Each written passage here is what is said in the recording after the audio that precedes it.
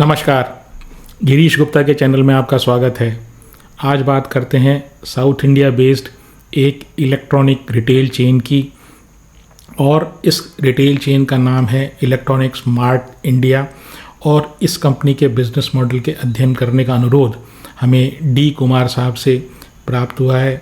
तो जानते हैं कंपनी आखिर करती क्या है, कंपनी की स्ट्रेंथ और वीकनेसेस क्या हैं, कंपनी किस तरीके से विस्तार करने की कोशिश कर रही है, और क्या ये कंपनी इस भाव में निवेश लायक है या नहीं। वीडियो में आपको ये जानकारी भी मिलेगी कि किसी ऑर्गेनाइज रिटेल का बिजनेस एनालिसिस किस प्रकार किया जाता है। अब जान लेते हैं ये ऑर्गेनाइज रिटेल क्या होता है। तो जो छोटे दुकानदार होते हैं जिनकी एक शॉप होती है बाज़ार में, और वो बहुत सारे इस तरह के दुकानदार होते हैं, वो अनऑर्गेनाइज रिटेल में आता है। जो रिटेल वाले जो ऑर्गेनाइज रिटेल है वो चीज़ होती है, या वो उस तरह का फॉर्मेट होता है जहाँ पर वो कंपनी या एक पर्टिकुलर कंपनी अलग अलग जगह पर सेम नाम से अपने स्टोर क्रिएट करती है, चाहे वो फिज़िकली स्टोर क्रिएट करे या वो ऑनलाइन के थ्रू स्टोर क्रिएट करे, या दोनों का मिक्स करे। तो ऑर्गेनाइज रिटेल इस चीज़ को बोलते हैं। अब बात करते हैं इलेक्ट्रॉनिक स्मार्ट इंडिया की बिज़नेस हिस्ट्री की। तो देखिए, इन्होंने जो अपना बिज़नेस स्टार्ट किया वो एक दुकानदारी से शुरू किया, यानी कि सोल प्रोप्राइटरशिप से किया, और उसके बाद इस कंपनी को इन्होंने इस मुकाम पर ले आए कि यहाँ पर इसका मार्केट करोड़ कई हज़ार करोड़ का हो गया है। तो 1980 में कंपनी की शुरुआत एक सोल प्रोप्राइटरशिप फर्म के रूप में हुई। 2011 में कंपनी को एक पार्टनरशिप फर्म के रूप में कन्वर्ट कर दिया गया, और उस समय इस कंपनी का नाम मैसर्स बजाज इलेक्ट्रॉनिक्स रखा गया। 2018 में कंपनी को एक पब्लिक लिमिटेड कंपनी में बदल दिया गया। अक्टूबर 2022 में कंपनी को आईपीओ आया, और ये आईपीओ प्राइस इस शेयर की जो थी वो 59 रुपीज़ पर शेयर थी। रिटेल कैटेगरी में लगभग 20 टाइम्स सब्सक्राइब हुआ। ओवरऑल ये 72 टाइम्स सब्सक्राइब हुआ, और अगर करंट भाव में देखूं जो करीब 154-55 रुपये का है, यानी 154-155 की रेंज में ये है, तो अभी इसने 3 सालों में लगभग 2.6 टाइम्स रिटर्न दे दिया है। और अगर मैं इसको परसेंटेज टर्म में देखूं तो साल दर साल इसने 37% का साल दर साल चक्रवृद्धि यानी क्यूमुलेटिव रिटर्न दिया है, जो बहुत ही अच्छा रिटर्न है। तो कंपनी के बारे में जानते हैं। तो कंपनी जो है भारत की चौथी लार्जेस्ट और सबसे तेज़ बढ़ती हुई कंज्यूमर ड्यूरेबल और इलेक्ट्रॉनिक्स रिटेलर है। ये जो कंपनी है बेसिकली साउथ इंडिया फोकस्ड है, और साउथ इंडिया में भी जो इनकी प्रेजेंस है वो आंध्र प्रदेश, तेलंगाना और केरला में है। और जो इनकी थोड़ी सी प्रेजेंस इन्होंने 2022 में अपनी एनसीआर में भी बनाई थी, वहाँ पर दिल्ली में और हरियाणा में, मतलब गुड़गांव में, और वेस्टर्न यूपी में इनके कुछ स्टोर्स हैं। तो बेसिकली जो इनका कंसंट्रेशन है वो आंध्र प्रदेश, तेलंगाना और केरला में है। पहले जान लेते हैं कंज्यूमर ड्यूरेबल्स क्या होते हैं जिसकी ये कंपनी सेल करती है। कंज्यूमर ड्यूरेबल वो चीज़ें होती हैं जिनको आप घर पर लाकर over a period of time उनकी खपत करते हैं, या टिकाऊ जो वस्तुएं होती हैं उनको कंज्यूमर ड्यूरेबल्स बोलते हैं। जैसे कि आप टीवी लाए, तो टीवी लाने के बाद आप ये नहीं है कि अगले दिन आपको उसको खपत कर लिया आपने और अगले दिन आपको नए टीवी की आवश्यकता हो गई। जैसे आप शैम्पू लाए, तो शैम्पू आपके 8 या 10 दिन में ख़त्म हो जाता है, तो वो कंज्यूमर ड्यूरेबल नहीं है। और इसी की तरह आपने अगर कोई ब्रेड लाए, तो ब्रेड भी आप 1 या 2 दिन में कंज्यूम कर लेते हैं। तो ये सारी चीज़ें जो हैं ये नॉन ड्यूरेबल में आती हैं। और जो ड्यूरेबल होती है उसमें टीवी हुआ, फ्रिज हुआ, मोबाइल हुआ, कार या बाइक्स हुए, मतलब वो चीज़ें जो over a period of time आप कंज्यूम करते हैं। अब इनके बिजनेस सेगमेंट की मैं बात करूं तो ये 3 बिजनेस सेगमेंट में ऑपरेट करते हैं। पहला जो सेगमेंट है वो लार्ज अप्लायंसेस का है, बड़े अप्लायंसेस का। तो लार्ज अप्लायंसेस में टीवी हुआ, फ्रिज हुआ, वॉशिंग मशीन हुआ, एसी हुआ, इस तरह के इनके प्रोडक्ट्स हैं। जो इनका दूसरा सेगमेंट है वो मोबाइल का सेगमेंट है। वहाँ ये फ़ोन, टैबलेट और इसी तरह के जो गैजेट्स होते हैं, चाहे हेल्थ और फिटनेस से रिलेटेड गैजेट्स होते हैं जिनको आप रिस्ट में पहन सकते हैं, तो इस तरह के जो गैजेट्स होते हैं वो ये बेचते हैं। फिर जो तीसरा इनका सेगमेंट है वो स्मॉल अप्लायंसेस में है, जिसमें ये लैपटॉप, प्रिंटर और गीज़र इत्यादि आते हैं। अब मैं आपको एक चीज़ ये बता दूं, ये रिटेलर है, यानी कि ये दूसरी कंपनी का माल अपनी दुकान में ला के बेचते हैं। ये कोई इस तरह की गुड्स को, इलेक्ट्रॉनिक गुड्स को बनाते खुद नहीं है, तो बेसिकली ये दुकानदार हैं। तो ये जो इनका लार्ज अप्लायंसेस वाला इनका सेगमेंट है, वहाँ से इनका रेवेन्यू 48% आता है। जो मोबाइल वाला जो इनका सेगमेंट है, वहाँ से ये 40% इनका रेवेन्यू आता है। और ये जो मोबाइल वाला सेगमेंट है, जिसमें ये फ़ोन, टैबलेट्स और इस तरह के जो मॉडर्न गैजेट्स होते हैं युवाओं की पसंद, तो वहाँ वो सेगमेंट इनका फास्टेस्ट ग्रोइंग सेगमेंट है। और जो स्मॉल अप्लायंसेस वाला इनका सेगमेंट है, जिसमें लैपटॉप और गीज़र और कूलर और मिक्सी इस तरह के जो आइटम्स आते हैं, तो वहाँ से इनका जो रेवेन्यू आता है वो 12% आता है। ये तो रही इनके बिजनेस सेगमेंट की बात। अब बात कर लेते हैं इनके बायर्स की। तो बाइंग में बेसिकली इनके बायर्स 3 तरह के हैं। पहला जो तरह का बायर है वो है रिटेलर, जैसे आपके और हमारे जैसा रिटेलर। तो वो जो है इनका सबसे ज़्यादा रेवेन्यू लेकर आता है, यानी कि बेसिकली रिटेल इलेक्ट्रॉनिक्स चेन है। दूसरा इनका जो बायर्स का सेगमेंट है वो होलसेल से रिलेटेड है। तो ये जो छोटे दुकानदार होते हैं तो उनको भी माल सप्लाई करते हैं। और जो तीसरा इनका सेगमेंट है वो ई कॉमर्स से रिलेटेड सेगमेंट है। लेकिन ई कॉमर्स में ये सिर्फ कैटलॉग, यानी कि अपनी साइट पर सिर्फ उन प्रोडक्ट्स को दिखाते हैं जो इनके स्टोर्स पर अवेलेबल हैं, यानी फिजिकल स्टोर्स पे जो अवेलेबल हैं वो सामान को सिर्फ डिस्प्ले करते हैं। ये इलेक्ट्रॉनिक यानी ई कॉमर्स में ये बेचते नहीं हैं। तो इस तरह से इनकी जो प्रेजेंस है ये 86 सिटीज़ में है और 6 स्टेट्स में, जैसे मैंने आपको बताया। इनके आउटलेट्स की बात करें तो 2 टाइप्स के इनके आउटलेट्स हैं। पहला जो है मल्टी ब्रांड आउटलेट यानी MBO, और जो दूसरा सेगमेंट है वो है EBO यानी एक्सक्लूसिव ब्रांड आउटलेट। अब इन दोनों में अंतर समझ लेते हैं। मल्टी ब्रांड आउटलेट में क्या होता है कि आप किसी स्टोर पर, यानी इनके जो स्टोर होते हैं उसमें बहुत सारी कंपनीज के सामान रख लेते हैं। तो आपने वोल्टास का AC भी रख लिया, आपने ब्लू स्टार का भी AC रख लिया, आपने डाइकिन का AC भी रख लिया, इसके साथ आपने टीवी भी रख लिया, कलर टीवी भी रख लिया, और आपने फ्रिज जो रख दिया LG का भी रख दिया, वीडियोकॉन का भी रख दिया। और इस तरीके के सारे सामान आप एक स्टोर में रख देते हैं। तो वो multi brand outlet, more than one brand यानी एक से ज़्यादा ब्रांड के सामान जिस जगह मिलते हैं वो मल्टी ब्रांड आउटलेट है। एक्सक्लूसिव ब्रांड आउटलेट वो होता है जहाँ पर सिर्फ एक कंपनी का प्रोडक्ट आपको मिलेगा।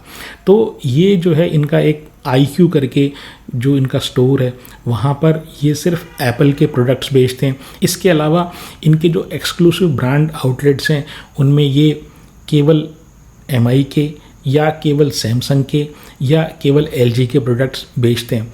तो इनके जो मल्टी ब्रांड आउटलेट्स हैं उनको इन्होंने डिफरेंट नाम दे दिया है। तो जो इनका एक नाम है वो बजाज इलेक्ट्रॉनिक्स है, जो ज़्यादातर इनका पॉपुलर है साउथ इंडिया में, या मैं ये कहूँ आंध्र प्रदेश तेलंगाना वाला क्षेत्र में। फिर जो NCR में इन्होंने मल्टी ब्रांड आउटलेट खोले हैं उसको इन्होंने नाम दिया है इलेक्ट्रॉनिक मार्ट। इस तीसरा इनका मल्टी ब्रांड आउटलेट है वो किचन स्टोरीज़ करके है, यानी कि रसोई की कहानियाँ, किचन स्टोरीज़। तो वो जो किचन स्टोरीज़ हैं वहाँ किचन से रिलेटेड जो आइटम्स हैं वो मिलते हैं। चौथा इनका जो ब्रांड है वहाँ पर ये स्पीकर वगैरह, हेडफोन, इस तरह के आइटम रखते हैं। तो उसको इन्होंने नाम दिया है ऑडियो एंड बियॉन्ड।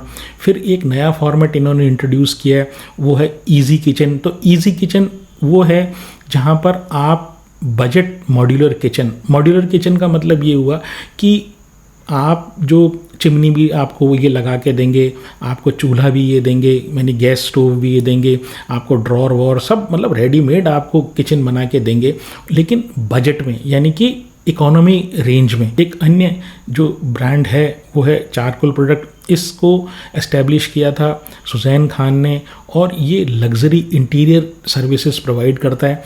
और इसमें गौरी खान जो शाहरुख खान की श्रीमती जी हैं उनका भी जो कुछ डिज़ाइन की हुई चीज़ें हैं वो भी यहाँ पर इनके स्टोर में अवेलेबल है। इनके स्टोर्स में 197 जो है वो मल्टी ब्रांड आउटलेट हैं, यानी कि ज़्यादातर इनके स्टोर्स हैं वो मल्टी ब्रांड आउटलेट वाले हैं, और जो 11 इनके स्टोर्स हैं वो एक्सक्लूसिव ब्रांड आउटलेट्स हैं। अब ये जो स्टोर्स हैं ये खुद ओन नहीं करते हैं। इनमें से बहुत कम जो स्टोर्स हैं वो ये खुद ओन करते हैं। तो ये 208 में से केवल 17 जो है ये खुद ओन करते हैं। 178 जो है ये लीज़ पर, यानी कि लॉन्ग टर्म लीज़ या किराए पर इन्होंने ले रखे हैं।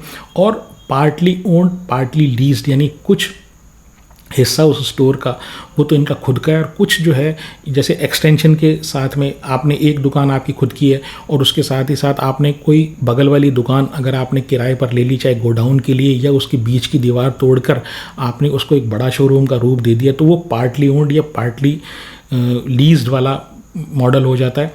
तो इस तरह के जो स्टोर्स हैं वो 13 या 13 हैं, और ये इस तरह की जगह पर अपने स्टोर्स खोलते हैं जहाँ हाई विजिबिलिटी हो। हाई विजिबिलिटी का मतलब ये कि ये मेन एरिया में जहाँ पर ज़्यादा लोग इनको देख सकें और ग्राहक आसानी से वहाँ पहुँच सके, ऐसे एरिया में ये अपने आउटलेट्स खोलते हैं। अब रिटेलिंग का एक जो मुख्य एस्पेक्ट है वो है इन्वेंट्री मैनेजमेंट, क्योंकि आपका जो रिटेलिंग में स्पेशली इलेक्ट्रॉनिक गुड्स में जो मार्जिन होता है वो काफ़ी कम होता है। तो अगर आप लॉजिस्टिक्स की कॉस्ट प्रॉपरली मेंटेन नहीं कर पाए या इन्वेंट्री अगर आप प्रॉपरली मैनेज नहीं कर पाए तो आपकी प्रॉफिटेबिलिटी में डेंट आता है, प्रॉब्लम आती है आपको। तो इन्होंने क्या कर रखे हैं, जितने इनके स्टोर्स हैं उनके आसपास टोटल कुल मिला के 12 इनके वेयर हाउसेस हैं, जहाँ पर वो 12 वेयर हाउसेस अपने अपने क्षेत्र के जो रिटेल वाले आउटलेट्स हैं वहाँ को इन्वेंट्री सप्लाई करते हैं एज एंड व्हेन रिक्वायर्ड। तो एक चीज़ तो ये, दूसरी बात ये जो सोर्सिंग करते हैं, यानी कि ये जो माल खरीदते हैं इसमें 80% जो माल है ये डायरेक्टली कंपनी से खरीदते हैं। जैसे मान लीजिए अगर एलजी की कोई चीज़ हुई तो डायरेक्टली एलजी से खरीदते हैं, और वहाँ पर भी ये जो है या तो एडवांस पेमेंट करते हैं या फिर उसको कैश देकर या हाथों हाथ कैश देकर माल खरीदते हैं। अब इस चीज़ से क्या फ़र्क पड़ता है, देखिए ये जो इंडस्ट्री है वो बड़ी कॉम्पिटिटिव इंडस्ट्री है, तो यहाँ पर डिस्काउंट का जो रोल है ना वो बड़ा इंपॉर्टेंट हो जाता है। तो अगर आप उधार में खरीदेंगे तो आपको जो माल की कॉस्ट है वो महंगी पड़ेगी। तो अगर आप नकद में खरीदेंगे और उसको लेके आप रख लेंगे और फिर आप कस्टमर को बेचेंगे, तो जो ओरिजिनल इक्विपमेंट मैन्युफैक्चरर यानी OEM यानी जिस कंपनी से आप माल खरीद रहे हैं वो भी आपको बल्क डिस्काउंट देगी, और उस डिस्काउंट को आप कस्टमर को पास ऑन करके अपना वॉल्यूम भी बढ़ा सकते हैं, साथ ही साथ अपना मार्जिन भी बढ़ा सकते हैं। दूसरी बात, जो एक कस्टमर की रिक्वायरमेंट होती है स्पेशली कंज्यूमर ड्यूरेबल्स में, वो ये होती है कि कस्टमर कैश पेमेंट की जगह किश्तों में पेमेंट करना चाहता है। तो उसके लिए इन्होंने कई फाइनेंस कंपनीज के साथ अरेंजमेंट कर रखा है। तो ये किश्तों पर भी आपको EMI पर आपको या ज़ीरो कॉस्ट EMI पर आपको सामान जो है वो फाइनेंस करवा देते हैं। एवरेज सेलिंग प्राइस की बात करूं, यानी कि जितने आइटम इन्होंने बेचे Q1 FY26 में, तो उनकी ऑन एन एवरेज एक आइटम की प्राइस कितनी थी, तो वो 23,017 रुपीज़ है। इससे ये जाहिर होता है कि इनका जो ग्राहक है वो लो वैल्यू आइटम में इंटरेस्टेड नहीं है कि 5,000, 7,000, 8,000 का आइटम वो ले जाए, क्योंकि जितना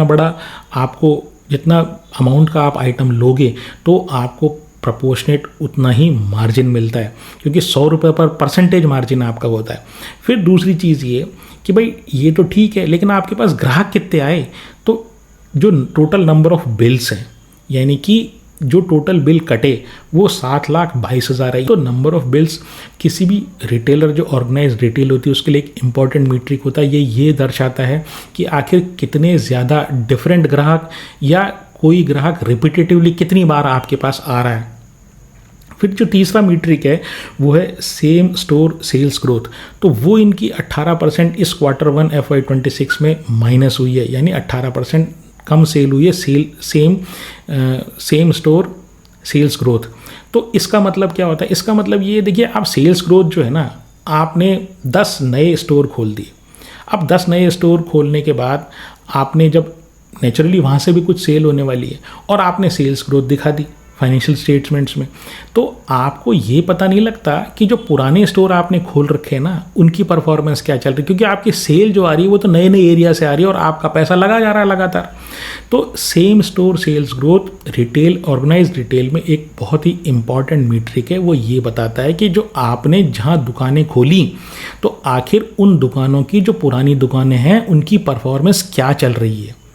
तो यहाँ पर ये जैसे मैंने बताया वो लीन पीरियड होता है अप्रैल मई जून, तो इसलिए वहाँ पर जो सेम स्टोर सेल्स ग्रोथ है इनकी -18% है। फिर इन्होंने जो स्टोर ओपनिंग की है तो नेचुरली जब आपको सेल बढ़ानी होती है, कंपनी को ग्रो करना होता है, तो आप या तो सेम जो स्टोर है उनकी सेल्स बढ़ाएं या आप नए नए स्टोर खोलें, और या इन दोनों का कॉम्बिनेशन करें। तो जनरली जो है रिटेल, जो ऑर्गेनाइज्ड रिटेल होती है वो दोनों करती हैं। तो इसमें जो नेट स्टोर ओपनिंग है, इन्होंने नेट स्टोर ओपनिंग का मतलब ये जितने आपने नए खोले माइनस उस पीरियड में जितने आपने बंद कर दिए, तो जो नेट स्टोर इन्होंने खोले वो 8 हैं।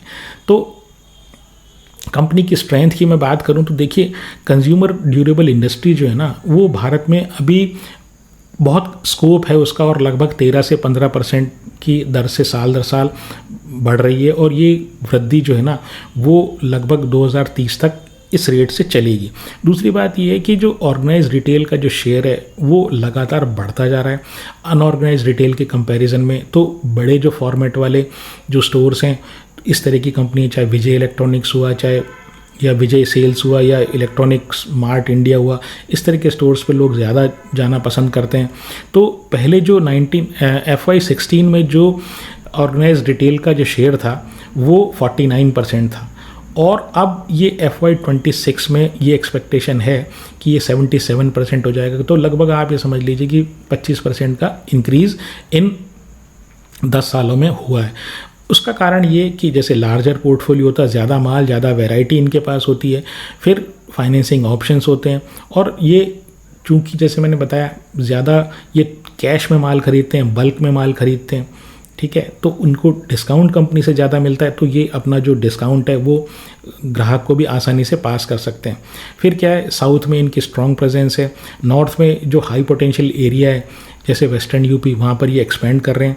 फिर लगातार जैसे मैंने बताया हर क्वार्टर ये कुछ ना कुछ स्टोर्स अपने खोलते रहते हैं, और इनके जो प्रोडक्ट पोर्टफोलियो है वो वेल डाइवर्सिफाइड है, मतलब हर तरह का इक्विपमेंट इनके पास आपको मिल जाएगा। वीकनेस की बात करूं तो सबसे बड़ी जो वीकनेस है ना वो इस इंडस्ट्री में ये है कि इनका जो ज़बरदस्त कंपटीशन है अनऑर्गेनाइज प्लेयर से और ऑर्गेनाइज प्लेयर से भी।